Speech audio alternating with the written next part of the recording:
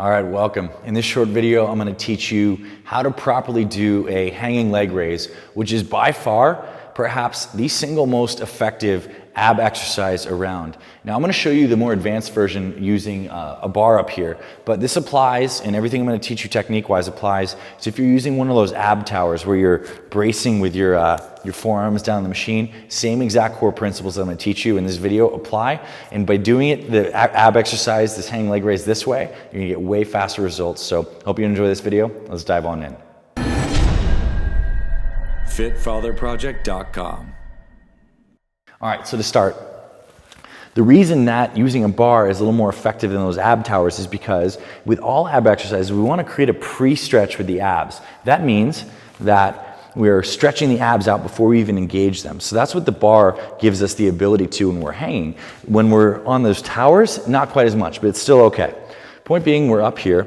Now, what I want to do is I'm going to make sure that I'm going to bring my legs up in an arc motion up to my chin. What I don't want to do is this. I'm going to show you a bad rep first. This is a bad rep where you've seen people do this before at the gym, and this is only using your hip flexors. There's a big muscle called your psoas that runs right here, as well as your rectus femoris. These are the muscles that flex your hip. That's not your abs. We want to be working your abs. So to do that, we need to make sure that we roll the pelvis up and under and not just move the leg through flexion like that. So watch this.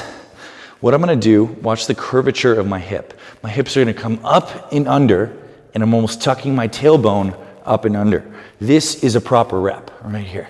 Now don't worry about keeping your legs perfectly straight, and if this is too hard, because this is a pretty advanced ab exercise, you can totally tuck your legs under like this, but the point is I still want you to feel like you're rolling your pelvis up and under. Rolling your pelvis up and under. So again, your hips come up and under in this arced motion. That's the key here. Now, whether you do this again on the ab tower, whether you use those ab straps so you're hanging, or whether you grab the bar and do it just like up here, we want to make sure we get that nice arc motion. Pause at the top, come down slowly, and this is a killer ab exercise. So I hope this helped give you some key form points. With all ab exercises, we don't want to work those hip flexors. We don't want to work those hip flexors. They're already tight because we sit so much these days. And working the hip flexor happens when we just do this. We want to work the pelvis and moving the pelvis up and under. So if you like this, I hope you got a ton of value from it.